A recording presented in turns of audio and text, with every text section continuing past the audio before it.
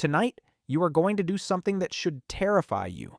You will close your eyes in the dark. Your muscles will relax. Your breathing will slow. Your reactions will fade. For hours, you will lie almost completely unaware of the world around you. No claws, no fangs, no night vision, no perfect hearing. Just a soft human body, unconscious, waiting for morning. And somehow, almost every night, nothing comes for you. Most people never question this. We sleep in houses, tents, cabins, cars, hotels, and strange rooms. We sleep with windows cracked open. We sleep in places where animals move through the dark outside. We sleep so often that it feels normal. But for animals in the wild, sleep is one of the most dangerous things they do. A sleeping animal cannot watch the grass. It cannot scan the trees. It cannot react instantly to a footstep, a wing beat, or a shadow moving too close. So why is the night not full of predators simply collecting sleeping prey? Why don't predators attack sleeping animals all the time? The first answer is uncomfortable. Sometimes they do. Predators absolutely can attack animals at rest. A sleeping bird, a hidden fawn, a dozing seal, a fish resting in a reef, or a mammal curled in a burrow can become prey if a hunter finds it. There is no rule of mercy in nature. A predator does not avoid sleeping prey because it feels that would be unfair. If an easy meal is available, most predators will take it. So the real mystery is not why it never happens. The mystery is why it does not happen constantly. Because sleep creates a terrible problem. Every animal needs it, but sleep lowers awareness. It changes reaction time. It reduces movement. It makes escape harder. For prey, that is dangerous. For predators, it can also be dangerous. A lion sleeps. A wolf sleeps. A snake sleeps. A shark rests in its own way. Even hunters become vulnerable when they stop watching the world. Sleep is not a small biological habit. It is so important that animals keep doing it even when it exposes them to danger. That tells us something powerful. Whatever sleep does for the brain and body must be worth the risk. But evolution never leaves a risk alone. Across millions of years, animals have evolved ways to make sleep less deadly. The first trick is simple. Do not wait until you are asleep to solve the danger. Solve it before you close your eyes. A bird may choose a branch too thin for a heavy predator to climb. A rabbit may sleep in a burrow with hidden entrances. A deer may bed down where scent and sound give it a better warning. Fish may tuck themselves into crevices. Monkeys may sleep high in trees. Some animals sleep in groups, where the odds improve because many ears, noses, and eyes help choose the sleeping place before everyone settled down. The sleep site matters. A sleeping animal is not randomly passed out in the open. Most of the time, it has made a decision while awake. Where is cover? Where is escape possible? Where is the wind coming from? Where have predators been? Where is the group? The animal may look helpless after it lies down, but the defense began earlier. That is why predators cannot simply walk through the night and find endless sleeping meals. Prey animals hide, climb, burrow, group together, shift sleeping times, and avoid places where danger is too high. Sleep begins with a map. The second trick is changing the sleep itself. Not all sleep is equally vulnerable. Some sleep is light, some is deep, some comes in short bursts, some lasts longer. Some animals wake often, scan the area, then sleep again. Others reduce deep sleep when danger is high. This is a trade. Better sleep helps the body and brain recover. Lighter sleep helps an animal survive. A prey animal cannot simply choose perfect rest if perfect rest gets it killed. So many species balance the need to sleep with the need to remain alive. That is why an animal in a dangerous place may sleep less deeply than an animal in a safer place. It may wake more often. It may stay closer to cover. It may sleep with the group instead of alone.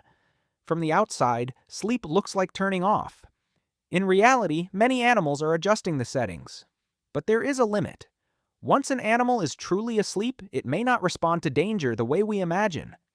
Scientists tested this in a study on great tits, small wild birds that face nocturnal predators. Researchers exposed sleeping birds to the scent of a mustelid predator, a weasel-like hunter. If the birds could detect the danger while asleep, their bodies might be expected to change their nighttime response. But the sleeping birds did not show the predicted response to predator scent. Their body temperature and oxygen use did not shift the way researchers expected. The result suggests something unsettling. A sleeping animal may not always process warning signals that would matter while awake. In other words, sleep is not just resting with your eyes closed. Sleep changes what the brain allows in. That may be part of why it works. Sleep may require the brain to reduce attention to the outside world so it can do internal work. Memory, repair, regulation, and recovery may all depend on shutting out parts of reality, but that creates the danger. If the alarm system is lowered, the animal must rely on other defenses: location, timing, group behavior, and special forms of sleep. And some animals have evolved one of the strangest sleep tricks on Earth. They sleep with half the brain at a time. This is called unihemispheric slow-wave sleep. In some birds and marine mammals, one hemisphere of the brain can enter a sleep-like state while the other hemisphere remains more awake. Often, the eye connected to the more awake side stays open. Dolphins are famous for this. A dolphin cannot become completely unconscious in the same way a human does because it must surface to breathe. It also lives in an open ocean where awareness can matter. By sleeping one hemisphere at a time, a dolphin can continue swimming, surfacing, and monitoring its surroundings while still getting needed rest.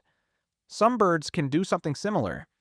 A duck sleeping at the edge of a group may keep the eye facing outward open, while the eye facing the safety of the group closes. The open eye connects to the brain hemisphere that remains more alert. A duck in the middle of the group, protected on both sides by other ducks, can sleep more fully with both eyes closed. Think about that. The same species can change how much of its brain stays alert depending on where it is positioned in the group. The edge is dangerous, the center is safer, so the brain sleeps differently. That is not just a cute fact about ducks. It is a window into the ancient conflict at the heart of sleep. Rest but do not vanish. Recover but do not disappear from the world. Then comes the strangest part. Humans may carry a faint version of this idea. You probably know the feeling. You sleep in a hotel, a friend's house, a new apartment, or a tent on the first night, and the sleep is terrible. The bed may be comfortable, the room may be quiet, you may be exhausted, but something in you refuses to fully relax. Sleep scientists call this "there's the first night effect." For a long time, it was treated as an inconvenience in sleep laboratories. Researchers often ignored the first night of data because people slept strangely in a new environment. Then researchers looked more closely. In a study at Brown University, scientists measured brain activity as people slept in a new place. They found that on the first night, one hemisphere of the brain slept more lightly during deep sleep than the other. That same side also responded more strongly to sounds. By the second night, the difference was reduced. The room had become familiar. The brain no longer needed the same level of night watch. This does not mean humans sleep exactly like dolphins or ducks. We do not normally keep one eye open while half the brain swims through the night. Human sleep is much more symmetrical than true unihemispheric sleep. But the first night effect suggests that when a place is unfamiliar, part of the sleeping brain may remain more alert. You may not consciously decide to guard the room. Your brain does it for you. That explains why the first night in a new place can feel so strangely tiring. You slept, but not completely. Some part of you was listening, maybe for a strange sound, maybe for movement, maybe for anything the old brain could not yet classify as safe. And that brings us back to predators. Why don't they attack sleeping animals more often? Because sleeping animals are not simply available. They hide before they sleep. They choose safer places. They sleep in groups. They wake often. They reduce deep sleep when danger rises. Some keep one eye open. Some let half the brain stay alert. And some, including humans, may sleep more lightly when the world around them is new. Predators are dangerous, but hunting is not effortless. They still have to find prey. They still have to approach without being detected. They still have to reach the animal before it wakes, bolts, bites, kicks, flies, dives, or alerts the group. A sleeping animal is vulnerable, but it is not defenseless. Its defense is not always in the moment of attack. It is in everything that happened before. The burrow, the branch, the herd, the flock, the shallow sleep, the open eye, the restless first night. Sleep never stopped being dangerous. It remains a bargain every animal makes with the dark. But evolution did not solve that bargain by removing the risk. It solved it by managing the risk just well enough. So tonight, when you close your eyes in a familiar room, Your brain may trust the walls, the sounds, the smell of the place, and the memory that morning usually comes. But the first night somewhere new, something older may wake inside you. Not fear exactly, not panic, just a quiet guard at the edge of sleep, listening for the thing that should not be there. Do you sleep badly the first night in a new place?